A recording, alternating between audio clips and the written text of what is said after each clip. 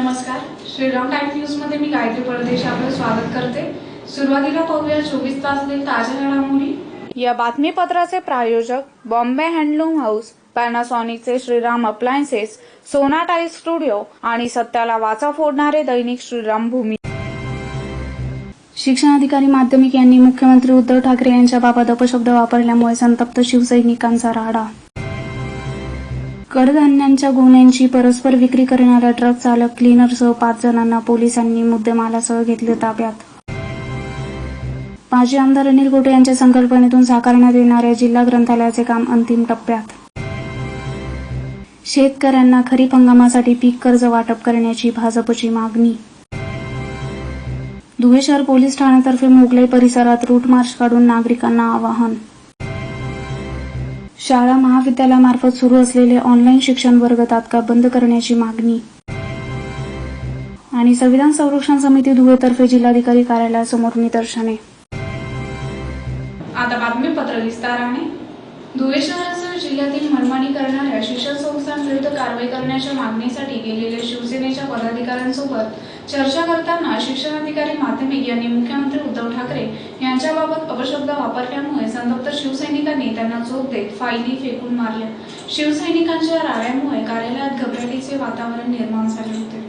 धुळे शहरासह जिल्ह्यातील मनमानी करणाऱ्या शिक्षण संस्थांविरुद्ध कारवाई करावी अशा मागणीचे निवेदन घेऊन गेलेल्या शिवसेनेच्या पदाधिकाऱ्यांसोबत चर्चा करताना शिक्षणाधिकारी माध्यमिक यांनी मुख्यमंत्री उद्धव ठाकरे यांच्याबाबत अपशब्द वापरल्यामुळे संतप्त शिवसैनिकांनी त्यांना चोप देत त्यांच्यावर फाईलही मारून फेकल्या।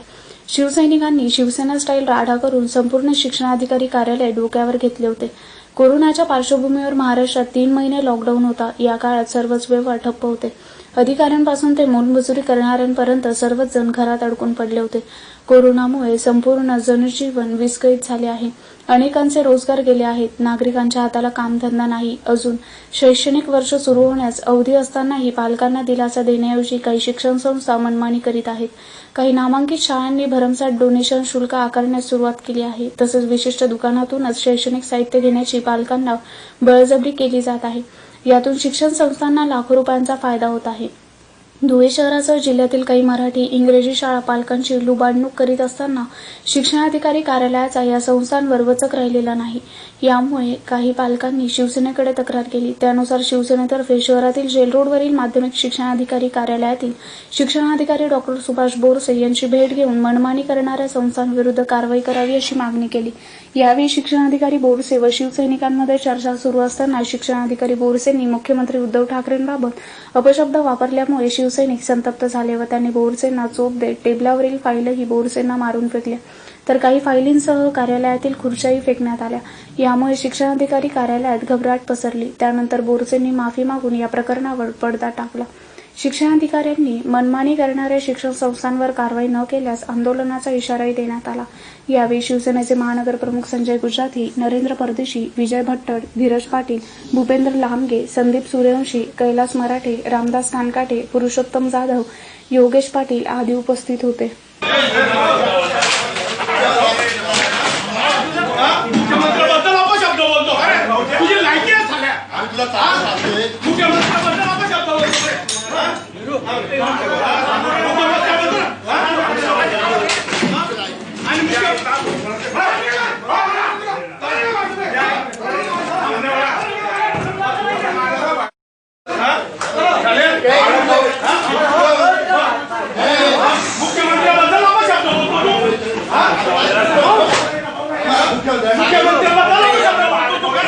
जळगावहून मुंबई येथे वाहतूक करण्यासाठी दिलेल्या कडधान्याच्या 396 गोण्यांपैकी 79 गोण्यांची परस्पर विक्री करणारा ट्रक चालक, क्लीनर तसेच इतर 3 जणांना शहर पोलिसांनी मोठ्या शिताफीने अटक केली असून त्यांच्याकडून 1,80,000 रुपयांचा मुद्देमाल हस्तगत करण्यात आला आहे। जळगावहून मुंबई येथे वाहतूक करण्यासाठी दिलेल्या कडधान्याच्या 396 गोण्यांपैकी 79 गोण्या गहाळ केल्याप्रकरणी शहर पोलीस ठाण्यात गुन्हा दाखल होता।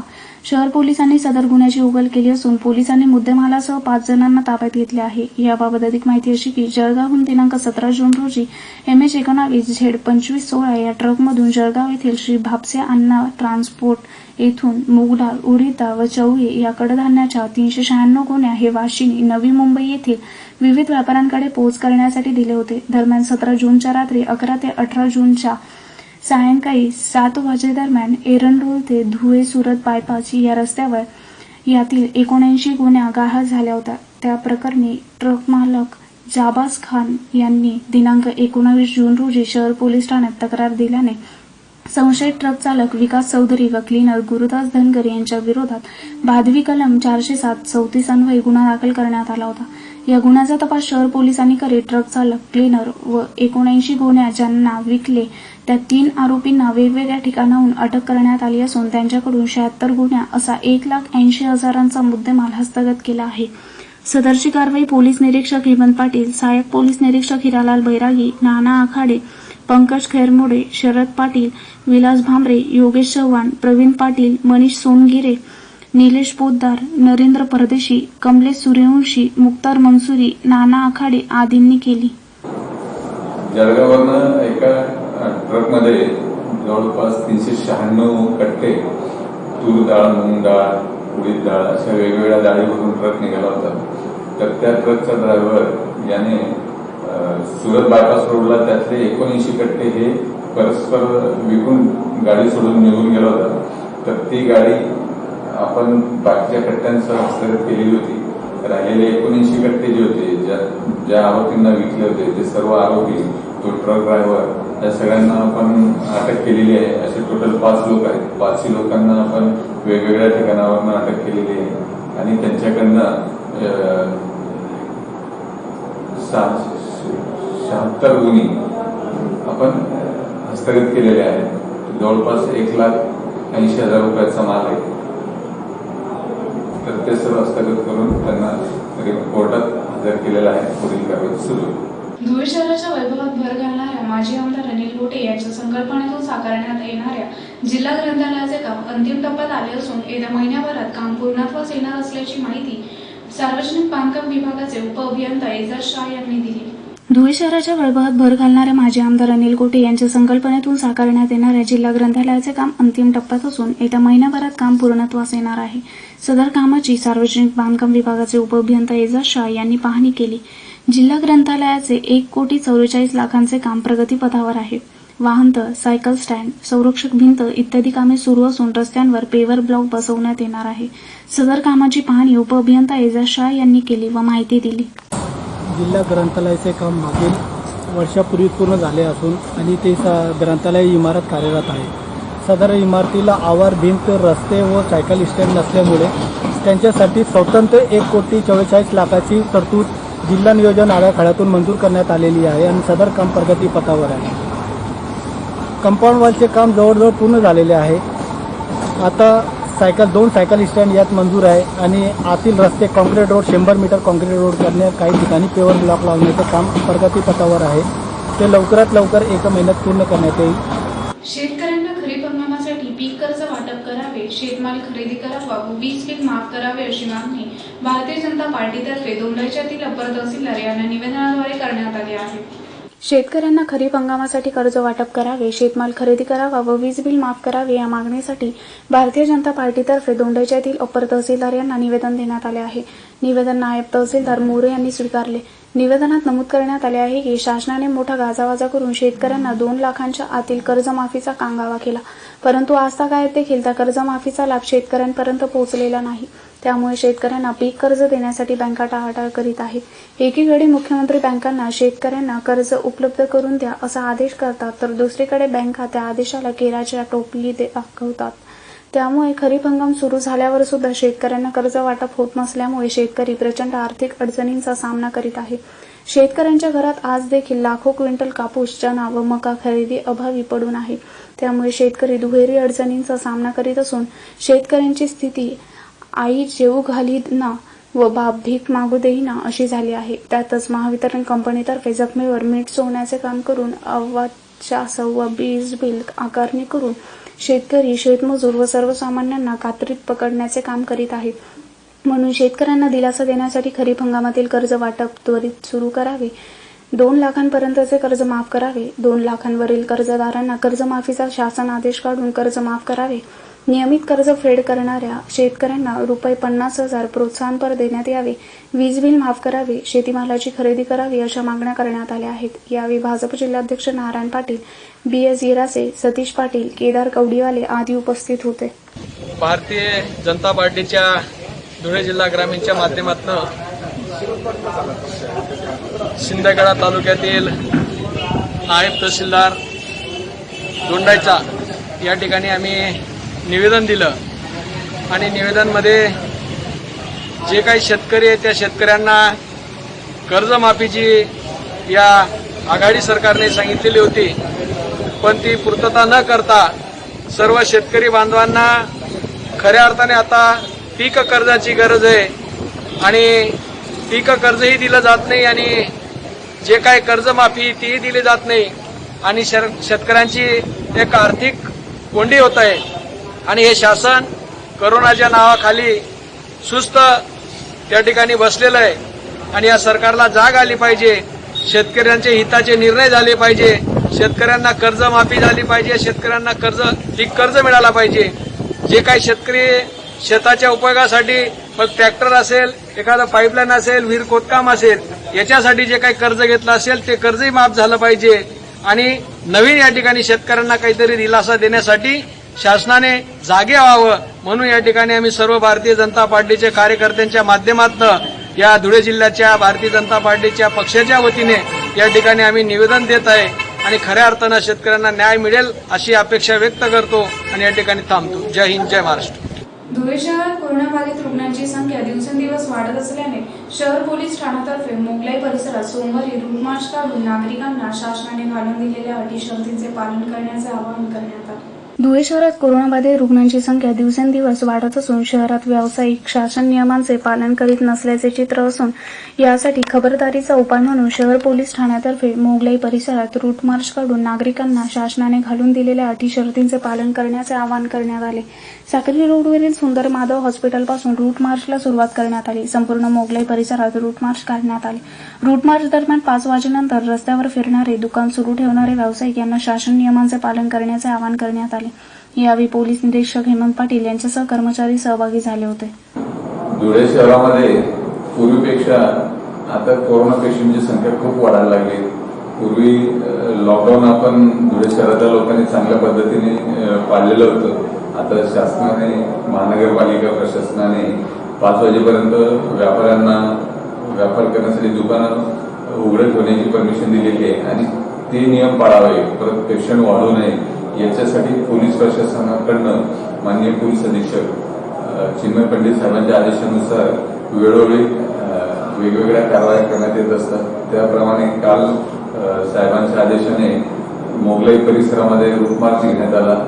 त्या रूट मार्च दरम्यान लोकांना आवाहन करण्यात आलं, जागृती करण्यात आली की जे महापालिका प्रशासनाने वेळ ठरवून दिलेली आहे त्या वेळेचं बंधन पाळा. जी शासनाने सुरक्षित अंतर ठेवण्याचे, परत घरी राहण्याचे किंवा सोशल डिस्टन्स पाळण्याचे, जे मास्क वापरण्याचे जे नियम ठरवून दिलेले आहेत ते नियम पाळावे. विनाकारण रस्त्यावर फिरून रोगाचा प्रादुर्भाव होईल असं कुठचेही कृत्य करू नये. केल्यास कायदेशीर कडक कारवाई करण्यात येईल याबाबत लोकांनाही माहिती देण्यात आली आणि रूट मार्च घेऊन त्या कोरोनाचा प्रादुर्भाव रोखण्यासाठी आपण सर्वतोपरी प्रयत्न करीत आहोत. कोरोना महामारीच्या काळात विद्यार्थ्यांना शाळा महाविद्यालयामार्फत सुरू असलेले ऑनलाईन शिक्षण वर्ग तात्काळ बंद करावे या मागणीसाठी एमआयएम स्टुडंट विंगतर्फे जिल्हाधिकारी कार्यालयासमोर निदर्शने करण्यात आली. कोरोना महामारीच्या काळात विद्यार्थ्यांना शाळा महाविद्यालयामार्फत सुरू असलेले ऑनलाईन शिक्षण वर्ग तात्काळ बंद करावे या मागणीसाठी एमआयएम स्टुडंट विंगतर्फे जिल्हाधिकारी कार्यालयासमोर निदर्शने करून निवेदन देण्यात आले आहे. निवेदनात नमूद करण्यात आले आहे की कोरोना महामारीच्या काळात शिक्षण संस्थांना शाळा महाविद्यालय बंद ठेवण्याबाबत सूचना आहेत व कोरोना महामारीचा फैलाव होऊ नये म्हणून विद्यार्थ्यांना शाळा महाविद्यालयांमार्फत ऑनलाईन वर्ग भरवून शिकवले जात आहे. या ऑनलाईन वर्गाच्या शिक्षणात अनेक शाळा महाविद्यालय विद्यार्थ्यांना ऑनलाईन क्लासमध्ये उपस्थित राहावे अशी ताकीद देत असून अनेक गरीब व होतकरू विद्यार्थ्यांना ऑनलाईन क्लाससाठी आवश्यक असलेली साधने उपलब्ध नसल्याने शिक्षणाला मुकावे लागत आहे. कोरोना महामारीमुळे अनेकांना आर्थिक संकटाला सामोरे जावे लागत असताना ऑनलाईन शिक्षणासाठी विद्यार्थी आपल्या पालकांना मोबाईल, टॅब, लॅपटॉप व ऑनलाईन शिक्षणासाठी आवश्यक असणारे साधने घेण्यासंदर्भात हट्ट करीत आहेत. जे विद्यार्थी ऑनलाईन शिक्षण घेत आहेत त्यांना आरोग्यविषयक समस्यांना सामोरे जावे लागत आहे.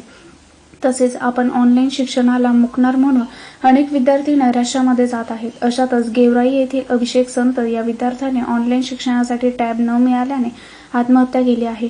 ऑनलाईन शिक्षण हे गरीब आणि श्रीमंत अशी दरी निर्माण करणारी आहे. म्हणून विद्यार्थ्यांना समान शिक्षण उपलब्ध होत नाही व सरकार योग्य ती योजना आखत नाही तोपर्यंत ऑनलाईन शिक्षण तात्काळ बंद करण्याची मागणी करण्यात आली आहे. यावेळी एमआयएमचे शहराध्यक्ष शमशुल हुदा शाह, विद्यार्थी संघटनेचे सलीम शेख, समीर शेख, नजर खान, हमीद अंसारी, अशफाक सय्यद, अब्रार अंसारी, अब्रार शाह आदि उपस्थित होते. मैं नज़र खान, आज हम ऑल इंडिया मजलिस इत्तेहादुल मुस्लिमीन विद्यार्थी आघाड़ी की जानिब से डिस्ट्रिक्ट कलेक्टर साहब को निवेदन देने के लिए आए. आमदार डॉक्टर फारूक शाह साहब और एमआईएम शहराध्यक्ष जनाब शमशुल हुदा शाह साहब की रहनुमाई के अंदर और सलीम डॉक्टर साहब की निगरानी के अंदर और उनकी सदारत के अंदर हम डिस्ट्रिक्ट कलेक्टर साहब को निवेदन देने के लिए आए. हमारा मुतालिबा ये है डिस्ट्रिक्ट कलेक्टर साहब से कि ऑनलाइन शिक्षण जिसके नाम के ऊपर स्टूडेंट डिप्रेशन में जा रहे हैं और इनको बहुत ज़्यादा परेशानी हो रही है कि शिक्षण अधिकारी लोग या शिक्षक ये सब इनको टैबलेट मोबाइल लेने के ऊपर, एंड्रॉयड मोबाइल लेने के ऊपर मजबूर कर रहे हैं. और इसका एक साइड इफेक्ट ऐसा हुआ कि बीड़ के जिले में गोराई के अंदर एक अभिषेक संत नाम का लड़का, एक बहुत होशियार टैलेंट लड़का जिसने आत्महत्या कर लिया. अब अगर हुकूमत ये चाह रही है कि हम ऑनलाइन शिक्षण के नाम के ऊपर हम देश को और राज्य को आगे बढ़ाएंगे और ये शिक्षण पहुंचाएंगे, तो इस तरीके से हम हमारे भविष्य के जो यंग जनरेशन है, जो हमारा भविष्य है, हम इसको बर्बाद नहीं कर सकते डिप्रेशन के अंदर डालकर.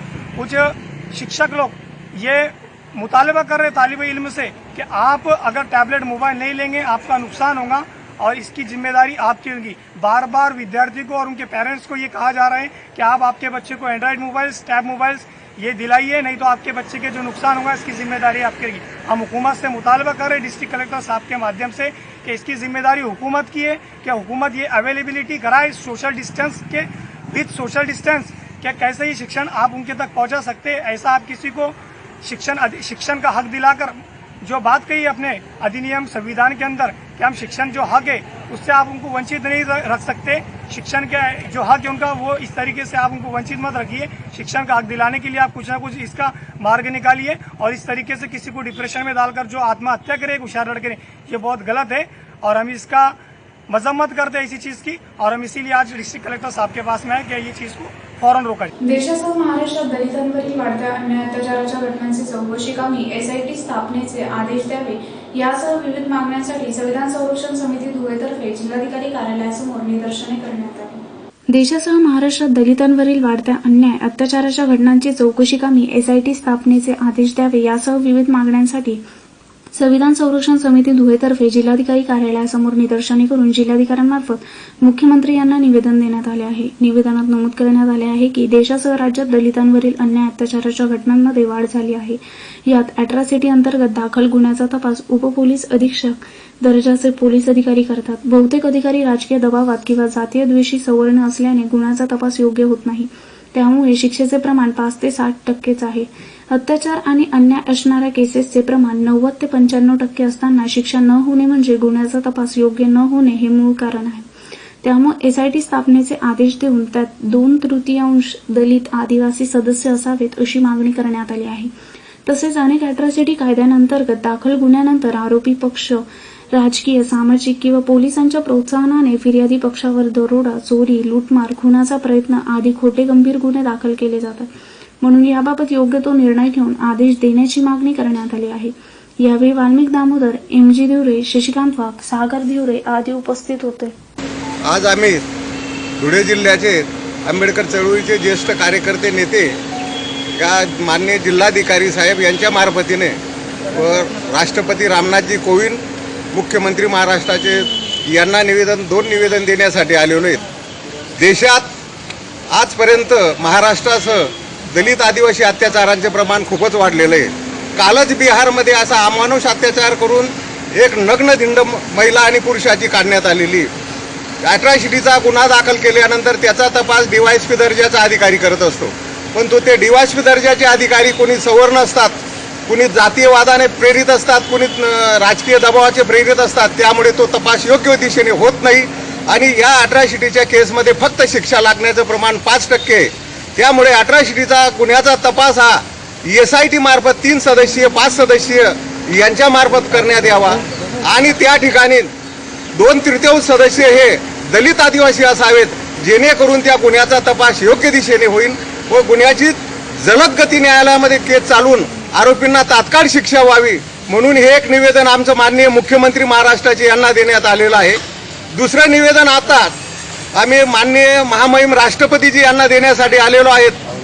भारतामध्ये पाकिस्तानने अनेक उपद्रव चालवलेले आहेत.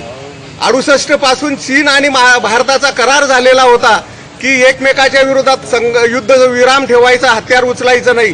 2017 पासून चीनने सुद्धा भारताच्या बऱ्याच भागावर कब्जा करून कारवाया सुरू केलेल्या आहेत. यामुळे याचं मुख्य कारण असं आहे की भारताची विदेश नीती ही 0 आणि 0 होत चाललेली आहे. आमचे पंतप्रधान हे निष्क्रिय जगामध्ये ठरत चाललेले आहेत. यांनी इलेक्शनच्या अगोदर लोकांना जाहीर भाषणांमध्ये सांगितलं, मैं देश को झुकने नहीं दूंगा, मैं देश को बिकने नहीं दूंगा, मेरे हाथों में देश सुरक्षित आहे. अरे आमच्या जवळ उंदीर एवढा नेपाळ आमच्या भारतावर कब्जा सांगतोय. त्यांनी आपला देशाचा नकाशा बदली करून घेतला आणि आमच्या पंतप्रधानांबरोबर नुसती चर्चा करण्याचं सुद्धा ठरवलं नाही. म्हणजेच आम्ही अदखल पात्र झालेलो आहेत. जसं एक म्हण आहे, उंदीर मांजर म्हातारी झाली की त्याच्या अंगावर उंदीर सुद्धा खेळतात, तशी परिस्थिती आमच्या देशाची चाललेली आहे. देशामध्ये महामारीचं संकट चालू असताना आमचे मोदी साहेब नुसते उंटावरनं छेडे हाकलतात. मन की बात, जन की बात, तन की बात, धन की बात सब बात करतात, पण ऍक्शनमध्ये काहीच नाही. आम्ही देश आमचा असुरक्षित वाटतोय. त्यासाठी आम्ही राष्ट्रपती महामहिम यांना निवेदन देतोय की देशाची विदेश नीती पक्की करा. आमची राजसत्तेचा विदेशामध्ये प्रभाव असला पाहिजे. अन्यथा आमच्या देशावर चारी बाजूने बांगलादेश, नेपाळ, भूतान, ब्रह्मदेश असे छोटे छोटे राष्ट्र सुद्धा आमच्यावर कब्जा करतील आणि आम्ही नुसतं चॅनल मीडियावर, बिकाऊ मीडिया, गोदी मीडियावर भाषण करत राहणार की देश मेरे हित में है, देश मेरे हात में है, देश मेरे सुरक्षित आहे. म्हणून आता आम्हाला देश सुरक्षित वाटत नाही आणि चीनचा निषेध आणि धिक्कार करून आम्ही राष्ट्रपती महामहिम यांना निवेदन देण्यासाठी आले. पुन्हा पाहूयाच्या ठळक घडामोडी. शिक्षणाधिकारी माध्यमिक यांनी मुख्यमंत्री उद्धव ठाकरे यांच्याबाबत अपशब्द वापरल्यामुळे संतप्त शिवसैनिकांचा राडा. कडधान्यांच्या गोण्यांची परस्पर विक्री करणारा ट्रक चालक क्लीनरसह 5 जणांना पोलिसांनी मुद्देमालासह घेतले ताब्यात. माजी आमदार अनिल गोटे यांच्या संकल्पनेतून साकारण्यात येणाऱ्या जिल्हा ग्रंथालयाचे काम अंतिम टप्प्यात. शेतकऱ्यांना खरीप हंगामासाठी पीक कर्ज वाटप करण्याची भाजपची मागणी. धुळे शहर पोलीस ठाण्यातर्फे मोगलाई परिसरात रूट मार्च काढून नागरिकांना आवाहन. शाळा महाविद्यालयामार्फत सुरू असलेले ऑनलाईन शिक्षण वर्ग तात्काळ बंद करण्याची मागणी. आणि संविधान संरक्षण समिती धुळेतर्फे जिल्हाधिकारी कार्यालयासमोर निदर्शने. याचबरोबर श्रीराम टाईम न्यूजचे बातमीपत्र संपले. दिवसभरातील ताज्या घडामोडींसाठी पाहत राहा श्रीराम टाईम न्यूज. भेटूया पुढील प्रसारणात. तोपर्यंत नमस्कार.